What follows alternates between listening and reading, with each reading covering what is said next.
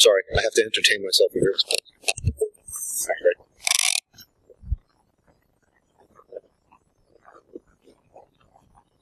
Does that mean something? Oh, I'm not? Okay. We're in the dullest flight path I thought we were. All right, you ready, Will? All right. So, good afternoon, guys. I'm Dave Marcus. This is my heterosexual life mate, Wally, Prather. And we are going to be discussing two different use cases of how to use the intelligence cycle and special operations warfare methodology and doctrine to basically solve cyber kinds of problems. So we're going to take you through two very different use cases, but the commonality between the two is the power that a person who comes from a lifetime or background in true intelligence understands tradecraft and what that kind of value actually brings to the cybery kind of world that we all traditionally live in. So I think you'll kind of dig it. What this big disclaimer actually says is we use the DNC breach data to do a lot of the stuff that we're actually going to talk about. Nobody's information is going to be shown here. It was all scrubbed. So if you donated to the DNC, your picture isn't going to pop up here or anything like that. So it's all scrubbed. So but as a disclaimer, we did use the DNC data. We did use the Podesta data. We did use the Clinton email server data and all that kind of stuff. But the point is to show how powerful data is in the hands of an intelligence professional, and to give you a little bit of insight why it's bad when breaches actually happen, right? So one thing that we figured out a long time ago is breaches happen, right? Companies are going to get popped, but when you read about it in the news, what do they give you? So after who here actually was affected by the OPM data breach, right? Okay, what did you get out of that? Free credit monitoring, right? Got free credit monitoring. There you go. Free dark web searches. They monitored you on the dark web, right? So who here was affected by the DNC breach? Right? Who was affected by the RNC breach? All right? Lots of people. Who was affected by the Accenture? A lot of people. So what this use case is actually all about is what a person who has Wally's kind of background, and that's actually a trained intelligence professional, does with that kind of data. So what we're going to do is show you a different use case of how data is used to create targeting packages, or how data is used to develop assets. Make sense? Cool. So what it comes down to is this. Why should you really care about all of these breaches that actually happen? This is all of your life that is in the data. When you add all of that data together, and you have an intelligence professional look at it, what that creates is leverage. How do I get someone to do what I want them to do? How do I develop an asset in a company, or how do I develop an asset if I was a CIA agent in another part of the world in a government? It's done by leverage. It's done by knowing something about that person to get them to do what you want them to do. And that's exactly what most of this presentation is about, just using two very different use cases. So for starters, here's what we're going to talk about. We're going to talk about the data involved. We're going to talk about the doctrine behind it. We're also going to talk about basically what foreign intelligence services are looking for and why. We're also going to look at network analysis, vulnerabilities, a couple targets of interest. So in addition to, you'll see these brilliant, big, awesome charts, but if you don't know how to go from macro to micro, it doesn't mean much. The human toll and further applications of our methodology. So our methodology starts out with the intelligence cycle. Now, this intelligence cycle is, we took the basic intelligence community cycle and we modified it for us. It starts off with planning and direction. We have collection, processing, and exploitation, dissemination, utilization, and repeat. So why is this important? So the foundation, once you have these really awesome time-tested foundations, all you have to do is put data into it, and then you start doing your job. So we have this iceberg, okay, so this is where it starts getting pretty good. The Special Operations Iceberg Methodology is from 1963.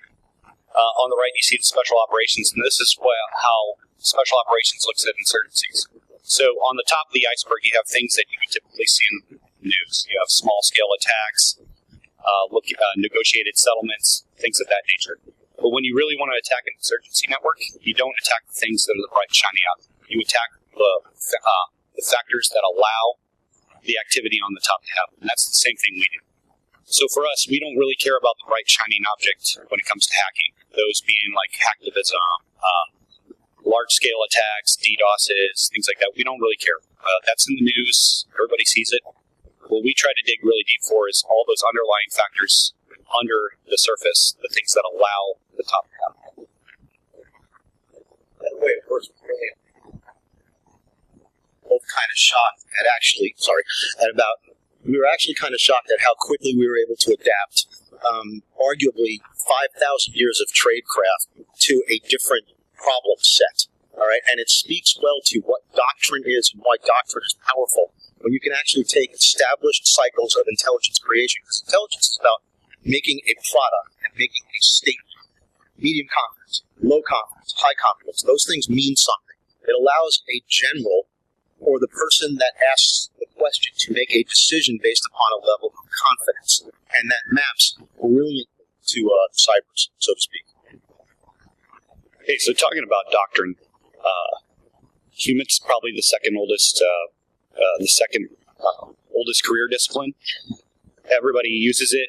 You use it in your daily life. You need information from somebody. You have to talk to them. You have to get it.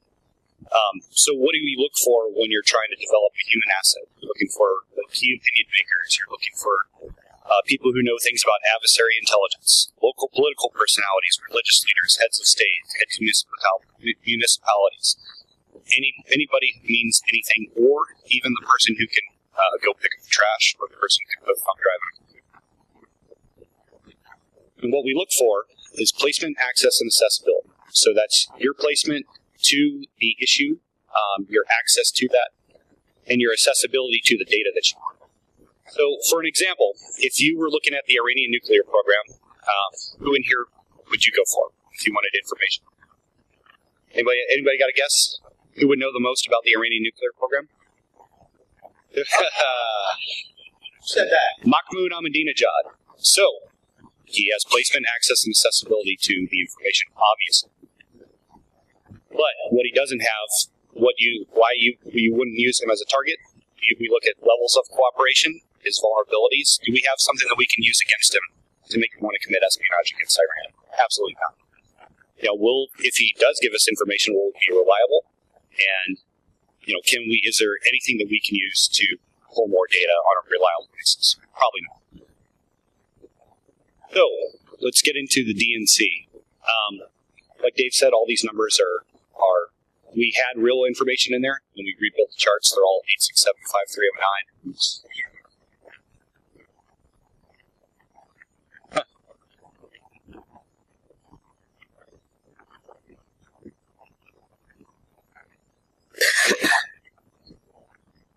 So we have a tactic called merging. So basically, within the DNC data itself, there was hundreds and hundreds and hundreds of documents, Excel sheets, list of members, donors, and all sorts of information like that.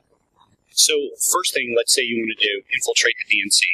We put all that data into a program we use called Analyst Notebook, and then, bam, it spits out a chart. We have a methodology for building the charts as well, but for the example of who do you go after, if you wanted to look at constituent services, well, they already broke out all that data for you. All we have to do is put it together.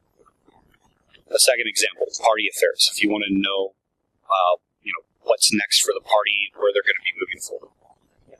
You see the little red circle on the end. That's from the bigger picture. It's just there's so much to put on the screen, you can't really do it. So we have to use small examples instead of big ones.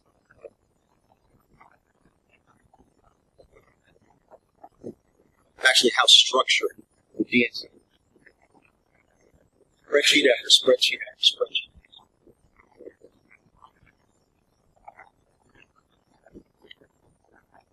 It allowed Wally to focus in and develop target packages. If you want to know about the technology they're using, you have all the data. You just have to put it together. Talk about their financial information. So they had these really incredible lists of all their credit cards. They also, in some cases, took a picture of the front and back. I have Huma Abedin's credit card. It's one of those things. Well, Yeah, sure. As a corporation, everybody keeps lists. But you need to encrypt those lists, because if you don't, then I get it. And then when you combine this information with their emails and their email password all in the same list or a different list, once you start merging these things, they combine, right? So here's another exercise. So let's say I'm a Russian case officer and I'm talking to my people, hey, I can't work in DC. DC's too hot. All our people get popped immediately, but I have case agents in New York. Give me some data for New York, or who should I start talking to? Bam. You can segregate data by person, place, thing, object, meaning. So for this example, New York. And here's some really cool stuff that happens when you start putting this together.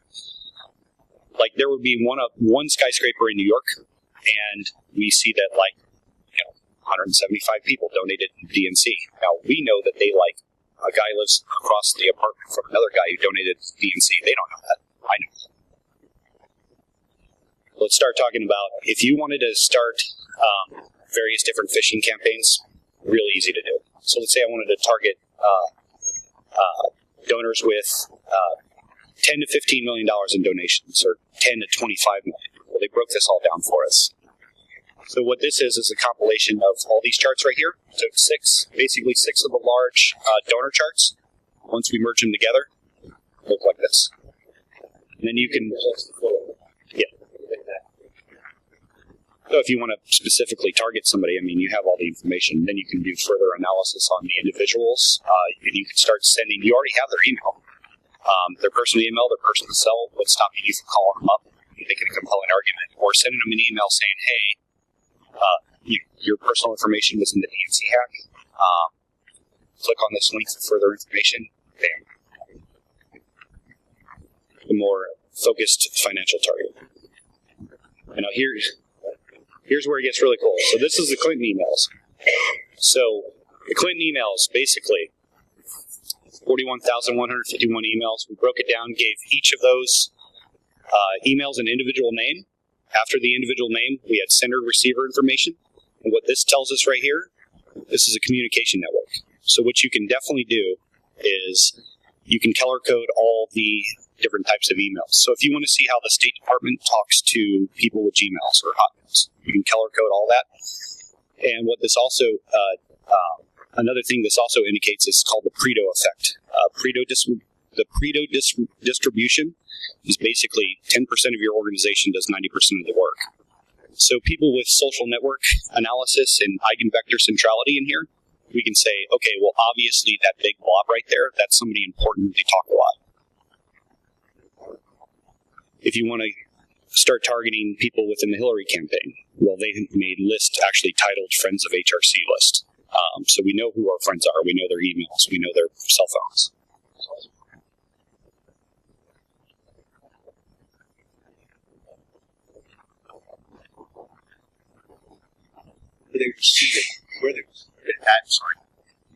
That's telling me to stand in front of the mic. So you're welcome. You're welcome, Adrian. So where was I? Oh, we got to start again. So one of the things that kind of jumped out to Wally and I when we were doing this exercise is what happened when we started merging the Hillary stuff with donor information and then seating charts, believe it or not, at political events. So you could see who in the list donated a certain amount of money and who they were sitting at a table with at a particular political event. So again, you want to manipulate the person. Chances are you're not going to manipulate Hillary Clinton directly. It's not going to happen.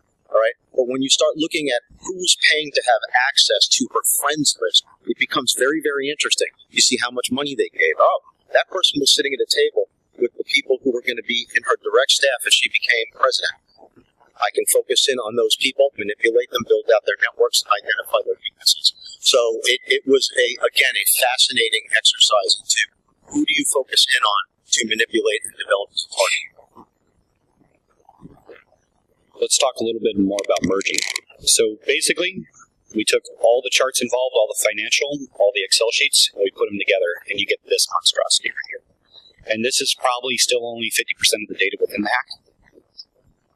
And as you can see, the green, the flow of money, started connecting to all the other charts. And this is everything you can think of from events, donors, contributors, people on their call list, people on their mail list, anything that a corporation would have, plus a whole lot more. when you look into it, we wouldn't give something that looked like this to a customer, obviously, but we call it's like the Where's Waldo effect. You get so much data, it's just incredible.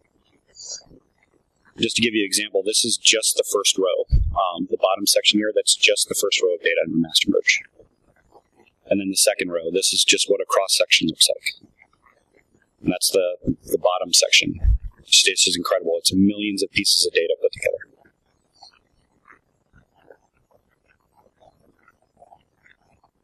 Sure. So let me go back and repeat the question. Okay, the question was, what's the lines, the distance between things? So if you see here, look right under merge. Basically, it's one thing connected to another. Now that might not be a solid connection. It could be something like the state of Georgia. So then you have multiple in Georgia, and then it's just information connecting information, like the 6 degrees of Kevin Bacon.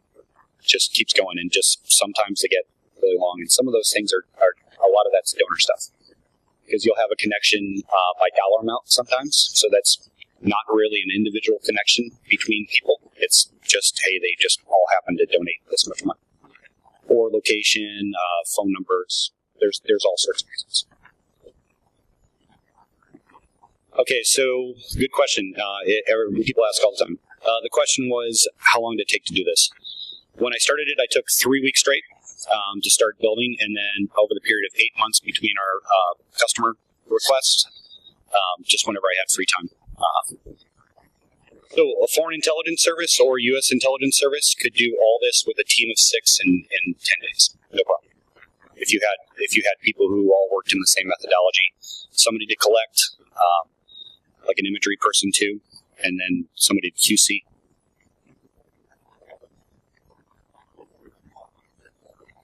But this is a cross-section, just like you've seen in the previous ones. You have person, you have location, you have cell phone, who else lives in that house. Okay, so let's talk about some other things that people don't think about. You always, like Dave said earlier, you think about credit and credit monitoring, which is, if you're up against somebody like me, that's the least of your concerns. But what if I was on the extreme end of a racist? So, the DNC had a lot of lists for their LGBT community people, supporters, etc. All their emails, all their personal cell phones, credit card information, etc. And so we did to this, it's like, hey, if you wanted to really exploit somebody, you can really exploit somebody. So we took the 6 largest LGBT charts that they had and put them all together. And remember the red star, that's going to be important. We merged them together. So with merging, something to add here, so it's partially automated, partially not. So if you have David and Dave Marcus, for saying, so we have to go in and it'll assume that they're the same, and then it asks us kind of to do a human review on it. But as you can see, just like the previous merges, it's an incredibly huge data set.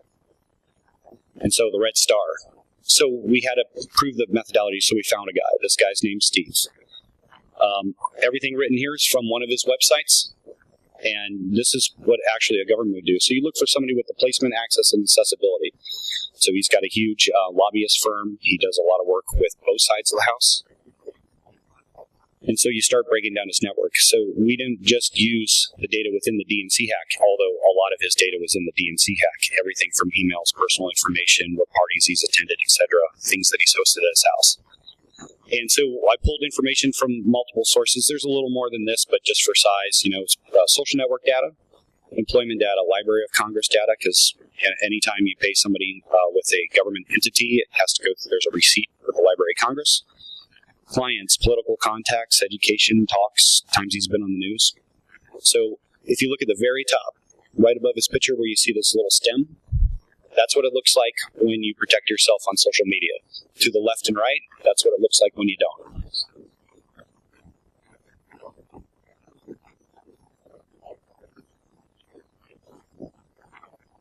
Huh? No. Nope, it doesn't show up.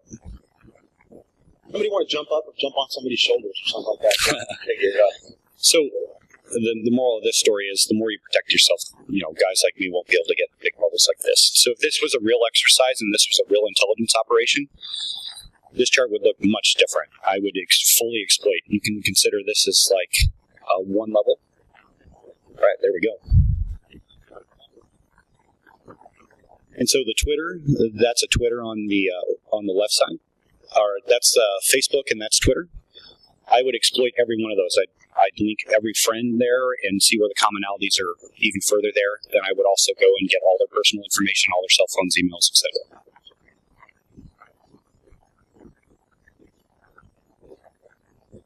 And so we talked a little bit earlier about what does this guy do. So here's his company. So if you have a company, yeah, it's great. The branding's important, but when you put all your employees' pictures on there, what they do, where they're from, and then you got a guy like me to go and pull all that data, it's really incredible. And then you see he's got two companies, so we had to heavily redact this because people actually in this area know the guy. So don't want to get in too much trouble, but he has two companies and then they share board members. So there's somebody you can exploit. Jump on that. It was, again, a real intelligence operation. What someone like Wally would do is build out every single one of those other people. Because if we want to manipulate Steve may not be necessarily vulnerable to direct manipulation, but you can be assured that someone in his social network actually is. So what someone like Wally would do is they would target every single person, build out that person's networks, and find the vulnerability to actually exploit. If you want to manipulate Steve, you look at somebody in his network. So if you want to manipulate somebody Steve knows, you manipulate someone, and so on and so forth. Speaking of manipulation, so if you can't find a vulnerability, you can create one. So here's his clients for two different companies, right? So let's think about athletes right now. If an athlete or an actor gets accused of sexual harassment, his sponsorship goes away immediately, whether he's guilty or innocent or not. So, let's say we go to Ford and we start saying, hey, this Steve guy who you're doing business with and lobbying with, like, he is corrupt, he's this and that, and then that goes away. Then you go to him, be like, hey, Steve, we told Ford all these lies about you, and they believed it, and now they're not a client of yours. So you work with us, or we're going to really affect your pocketbook really fast.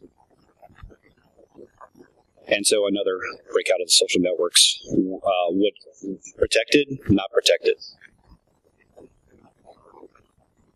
Okay, so the first part was basically all the data with the DNC. So now we're going to show you how we apply this to APT groups, viruses, malware, ransomware, etc. And this is where it gets pretty cool.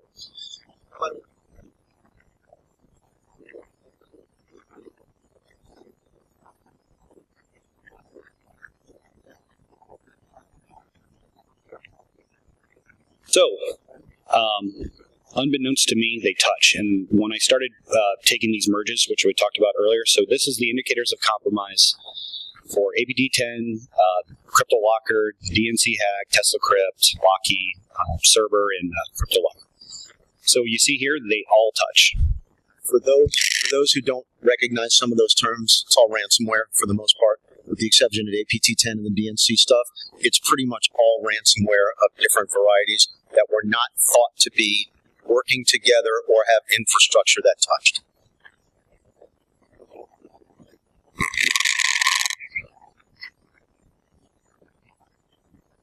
And so what does this show us, and why is this important? So these connections like this between like CryptoWall and TeslaCrypt, these clusters would have a really nice centrality. Same here. And this is the DNC hack, the actual data from the actual hack. So what this tells us, and what we're starting to realize in a big way, is hackers, hacker groups, hacktivists are using shared common infrastructure for their attacks. And these are all the basically the types and how they touch. By the way, that's not to make a strong statement to say they're all working together and they're all the same group.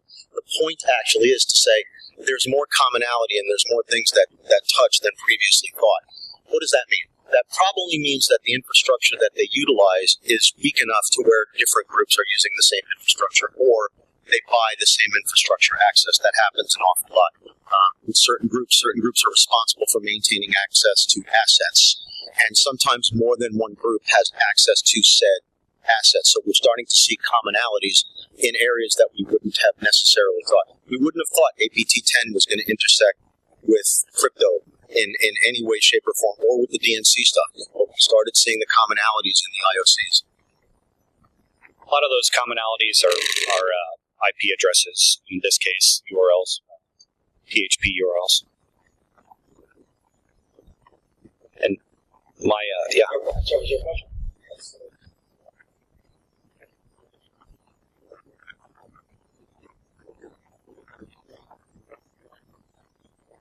Yes and no. For the sake of speed, not necessarily. So generally what we will do is we will use published IOCs.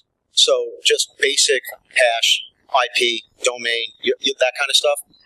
However, we could do the actual same to the toolkits themselves, reverse them, pull out the artifacts, and do the same thing. But for the sake of brevity and speed, it was just published IOCs. Make sense? Yep. Yeah. Analyst Notebook.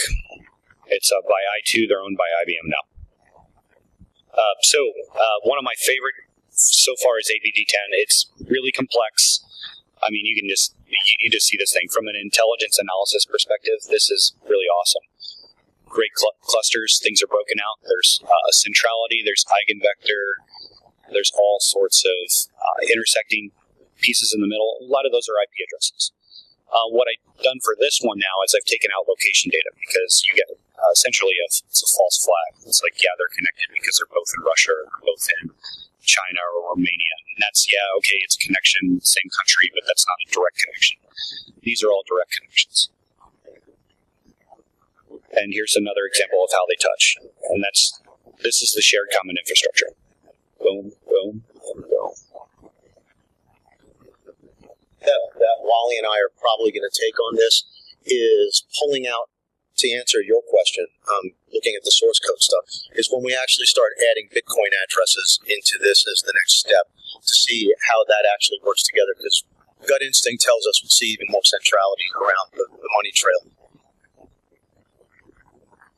Most malware, when it hits, it can be, it just depends upon the samples being used in periods of time. But generally, we get a big enough representational sample set to give us enough of the addresses to at least do some analysis on.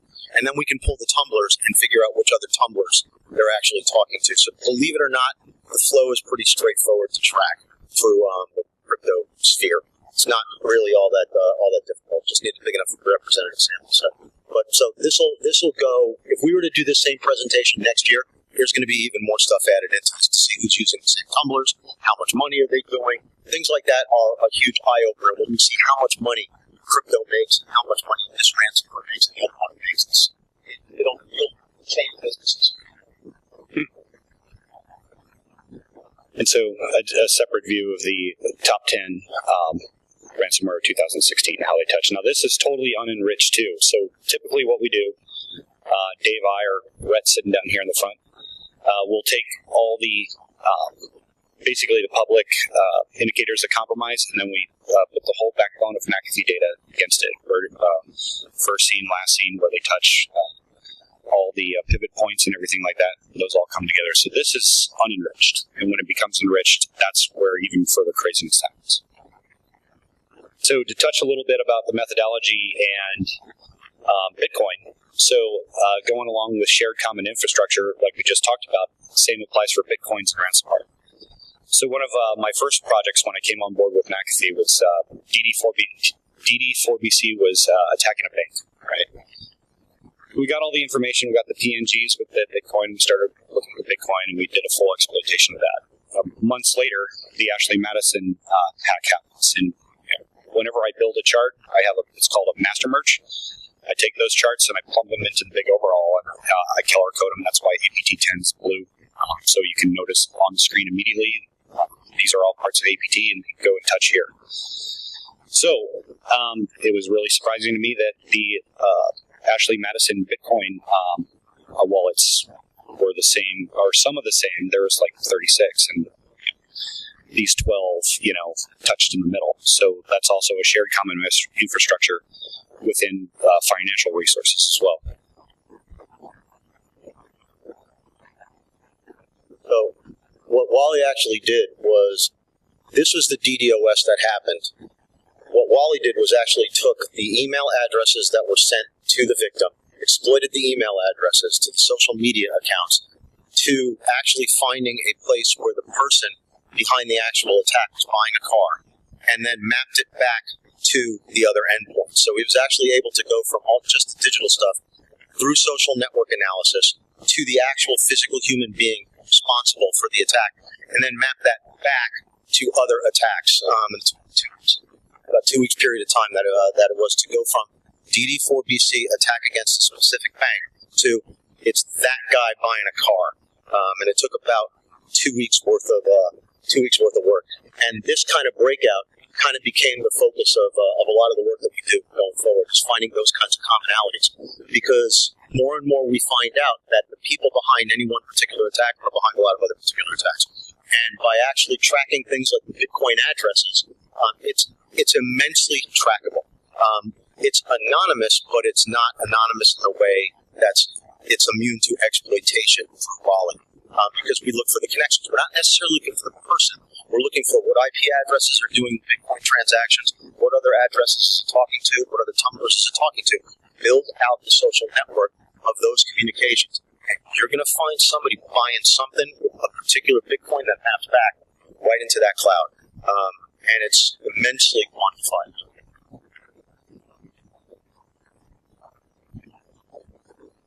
Big boy words today. So, that pretty much wraps it up. If you're interested in Analyst Notebook, one thing to the smaller cons we've talked about is, hey, you got a set of data and you want us to apply this to your data set, as long as it's not going to be like weeks of work, we're more than happy to take a look. And then this link is how you get the Analyst Notebook viewer. You can't modify anything, but you can see any charts that we have.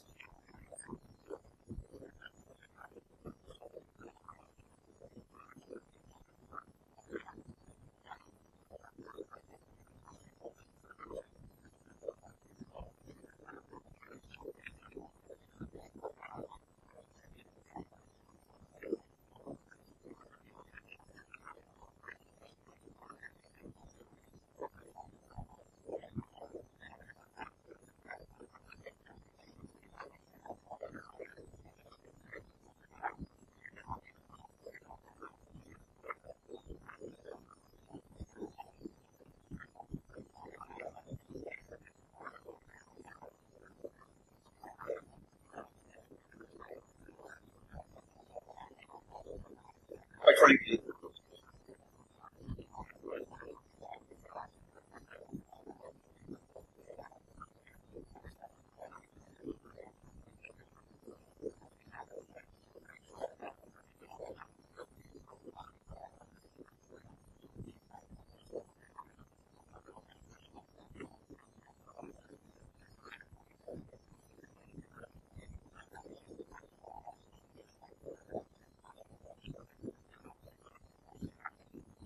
but it is a level.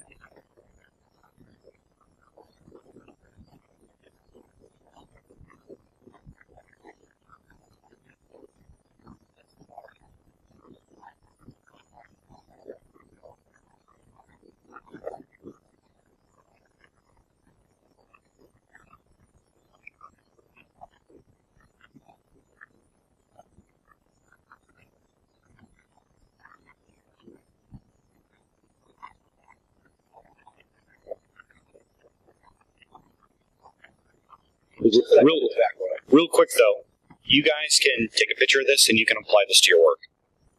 You can, in any sense of the word. Now, building charts that are complex, like the ones we have in here, that's going to take you some time. It's not something you learn overnight. For me, I had to go deploy twice with special operations, and then go through a bunch of schools and all of that. So that's a little bit trickier. But the intelligence cycle, and you can Google U.S. intelligence cycle, and then find out what works for you. It doesn't matter if you're in payroll, if you're in intelligence, or if you're even in sports.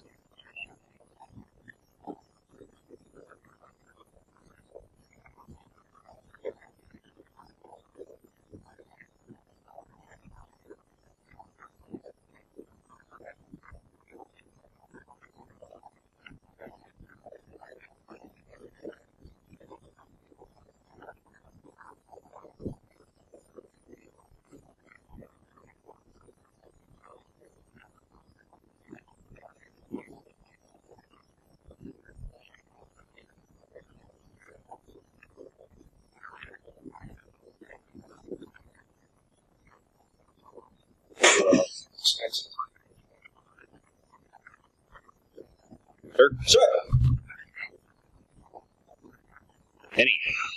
Any data you can hand jam it. So it's not just automated when it.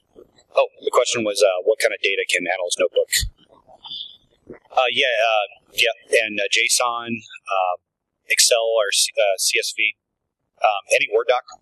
And so it really doesn't take in the data like that. It takes the table data, and then you have basically a prompt. That prompt allows you to assign row A is a person, row B is a house, and then you can link them to, and it will repeat that over and over again for the data you have. And then you can save those templates. So that's one reason I was able to do the DNC so fast. Like I created a template for like contact data because they had the same rows, and on stuff they didn't, I just moved the rows.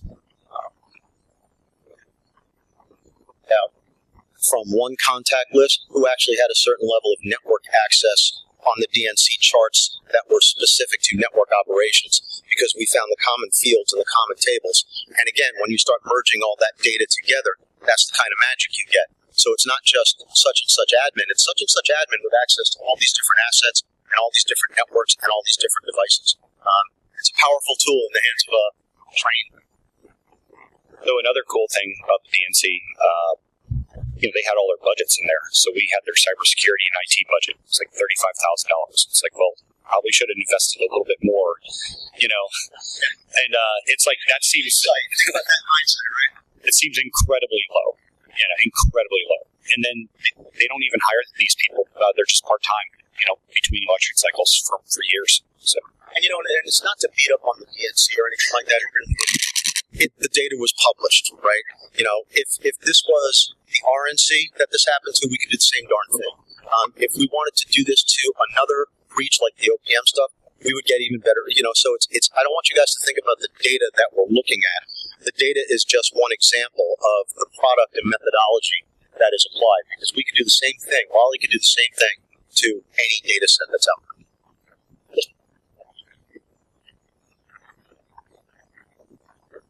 Not any good. Not ones that are truly that good. Which one do you use? Graph.io?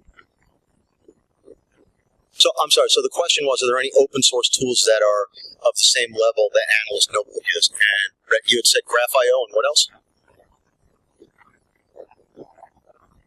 Oh, okay, gotcha. Tableau maybe too, because I'll tell you. Little different though. Maltego allows you to enrich data through the Maltego. You can't necessarily do that the same way without other plugins. And Analyst Notebook beat cheap. It's not. It's a powerful tool. It's not Palantir expensive. Any of you who've used Palantir out there, it's not Palantir expensive, but it's not as inexpensive as Maltego is. But there's lots of plugins available for it. You can just do some amazing work actually in this if you spend the time to learn how to use it. It's awesome. Yes, sir.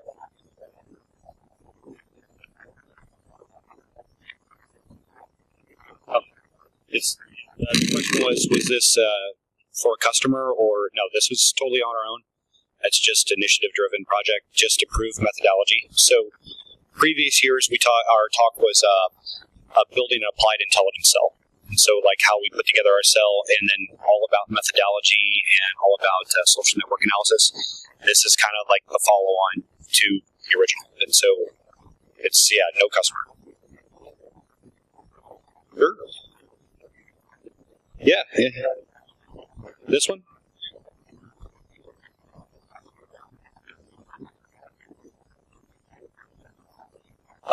Well, I didn't.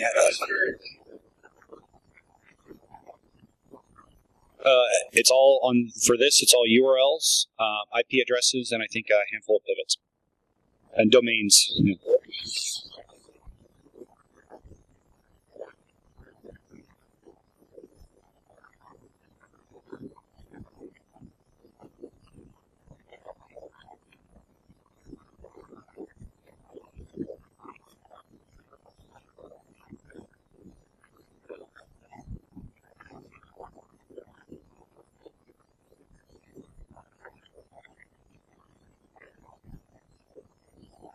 Yeah. So I take out all that. And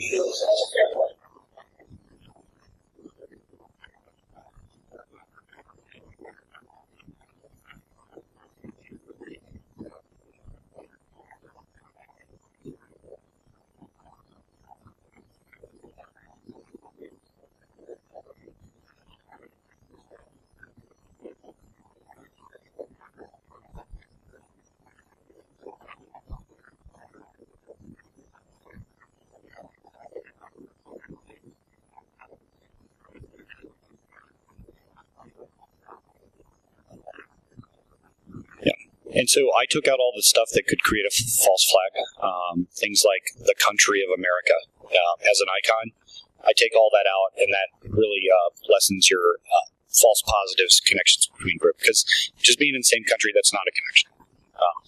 But if they share an IP address for something, or they have 43 domains that they both share, things like that, that's more significant.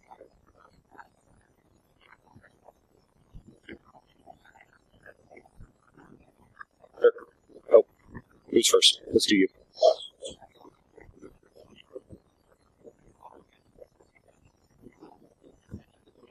So the question was, do we link IP addresses in ranges? Yes, absolutely. So if we get just a range, we'll basically apply the same methodology we do just to a singular domain hash address. We'll enrich all of it and basically get everything we can from it.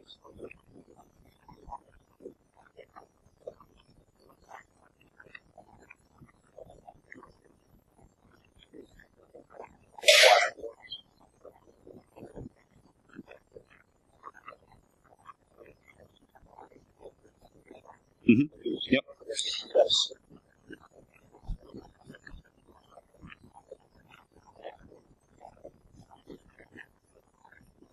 And the repetition is how I figured out that these things are actually happening. Putting charts within the charts, and just at some point they're going to touch. That's pretty cool. Yeah. Yes.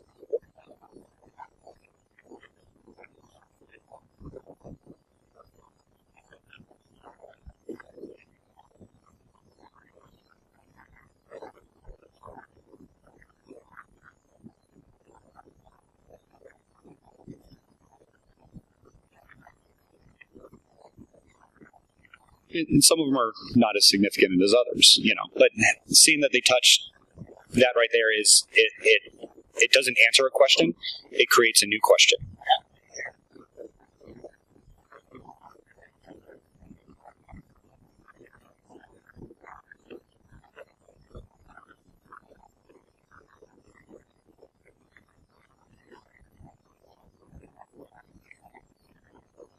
Yeah, I mean, there's separate networks, but then there's commonalities between the two. And you see the same thing with humans. I mean, these methodologies, this is how you catch bin Laden. You build these charts based off of data that you have.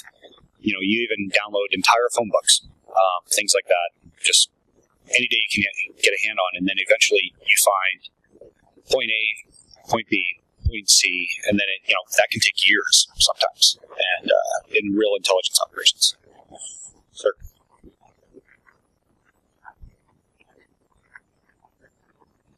Mm-hmm. No, the charts come out like this.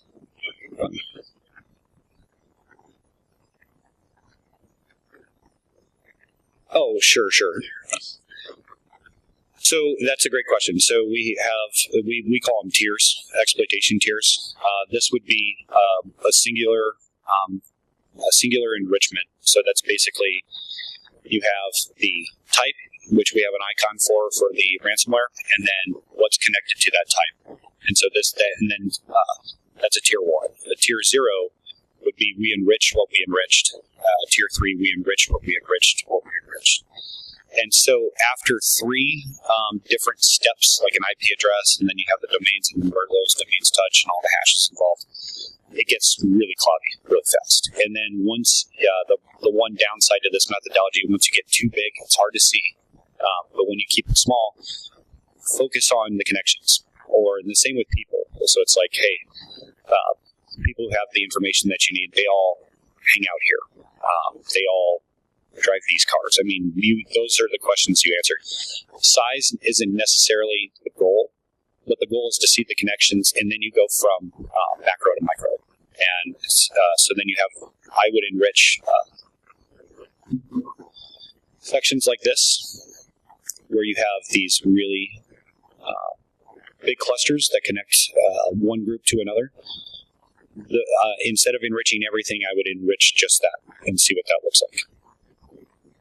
Yes, sir.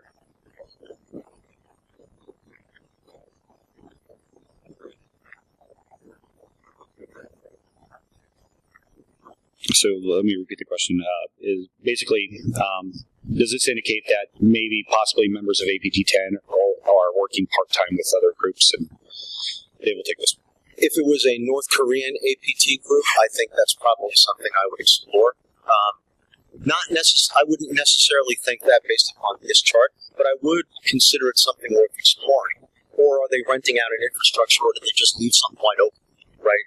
Because let's say the network that represents was targeted and popped.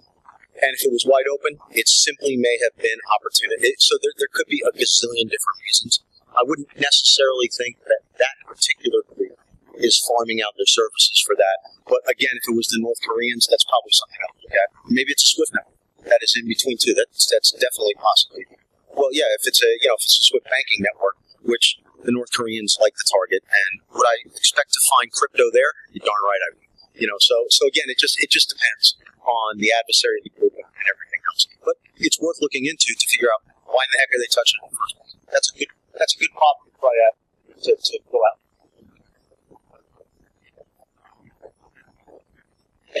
Sir.